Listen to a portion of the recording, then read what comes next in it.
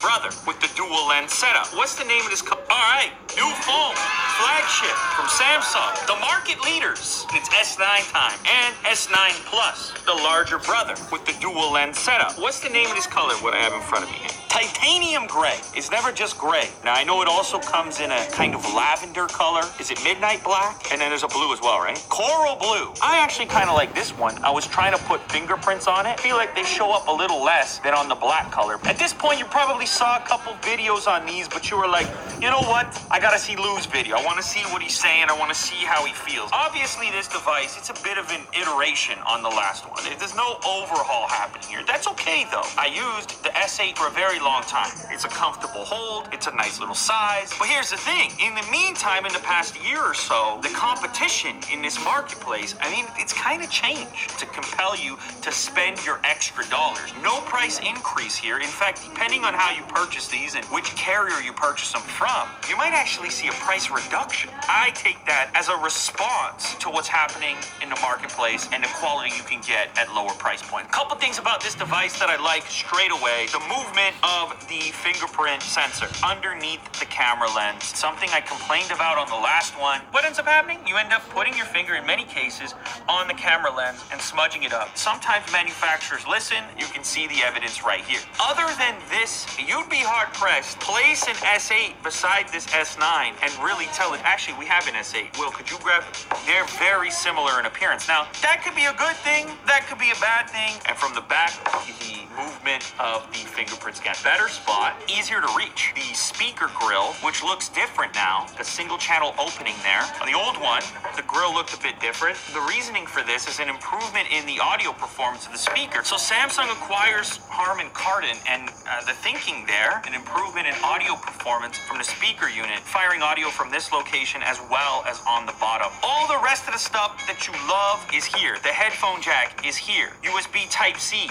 It's here. The SIM tray with expandable SD card storage. Who doesn't like expandable storage? Who doesn't like options? Display, OLED, very pleasing to the eye. This curved edge. I'm still a little bit undecided on whether or not I'm completely sold on that idea, because when you're watching content, you lose a little bit of it, right? It wraps around the edge, which looks cool, but do you enjoy content more, or is it just a novelty factor? I'm not 100% decided on that. Recently, I've been using the Pixel 2 XL a lot. Now, everybody knows this is not the greatest display in the world. And you can kind of see how the white is represented a little differently. I think it's kind of interesting having this phone out compared to this one. These are both $850. These things are competing head to head. One of the main reasons this remains in my pocket is the incredible camera. That brings me to the camera on the S9 Plus. For the first time ever, has a variable aperture. f1.5 or f2.4. f1.5, f2.4. Conor McGregor figurine here.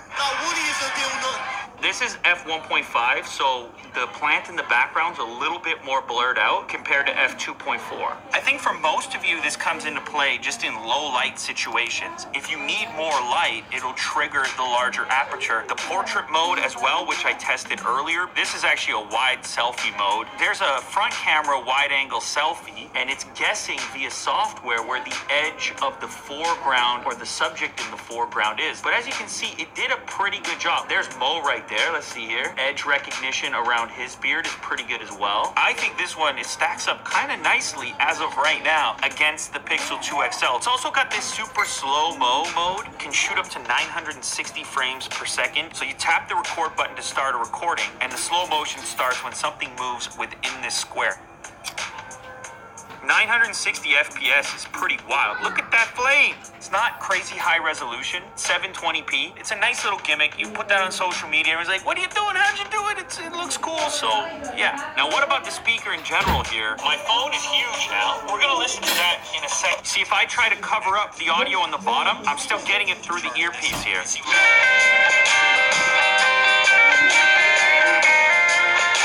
I want to grab the old S8 over here.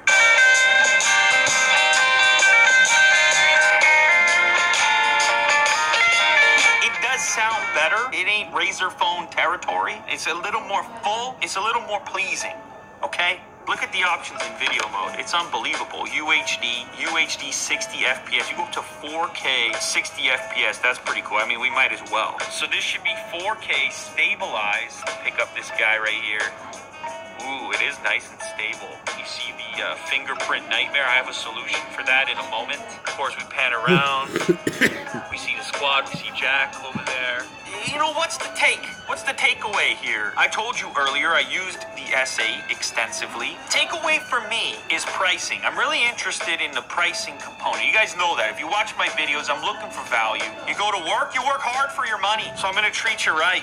Do these devices, as of right now, do they justify the cost? You're in the territory of the Google Pixel products. If you're gonna compete with the Pixel, then you gotta bring the top-notch camera, because that's one of the reasons a lot of people are picking Pixel. You're gonna get the fastest updates if you're on the official Google hardware. I mean, there's no other way around it. The fit and finish here, quality. The glass back, I'm not such a big fan. Of course, you get the wireless charging with it, kind of sacrifice appearance once you start to get fingerprints on it. Look at this. So you have some options. All right, you go with a case or you go with a skin. Check that out. That is the brand new D brand camo skin, and you can probably tell no fingerprints. Plus, it like has this cool shifting effect depending on the lighting. I mean, I don't care which phone you have. So if you want the black camo, you're gonna have to head over there. I don't know. Maybe they're gonna run out. I hope not, but anyhow, like, look at that. That's kind of cool. For me personally, I don't know if this thing can really displace the Pixel in my pocket. Can the wireless charging get me back? The variable aperture? Maybe I use this a little bit more and I'm just like, wow, that's gold. I can't live without it. The audio, probably not enough for me right now. The improvement there, it's tough. At the moment, I'm a little bit undecided, but I'm intrigued. I think this phone has a real chance to be a major player in something that I could really recommend. But right now, I'm skeptical. This episode of Unbox Therapy has been brought to you by Dollar Shave Club. You're probably wasting time with your shave goods. You're going to the supermarket, looking through the shelf, you don't know what you need, and then once you finally select it, you're probably paying too much. Well, with Dollar Shave Club, you save time because it just shows up at your front door, so you're always using sharp blades and not trying to get extra use out of the old one with the ingrown hairs. It's no good. Now, you might not be able to tell the glorious beard and whatnot, but every so often I gotta shape it up a little bit. Listen, you're tech savvy, you use the internet. Why are you still wasting time heading to the supermarket or the drugstore for your razors? It's just not cool. Now, the promo right now for Unbox Therapy viewers is this kit right here, okay? This is the trial kit, which comes with a little bit of everything. You get the executive handle. That's a robust handle. You get a bunch of razor blades to keep you sharp through the month. And then inside this kit over here, you get even more. You get the One Wipe Charlie's, aloe vera, civilized way to wipe, shave butter, as well as the body cleanser. All right, so next time you're standing there in front of the mirror, you're looking a little disheveled, you need a touch-up, maybe you need a clean shave altogether, and then you stare down and you see that disgusting razor that's sitting on the countertop. I want you to remember this. DollarShaveClub.com/unboxtherapy, $5 for all this to get started. The trial kit is too easy.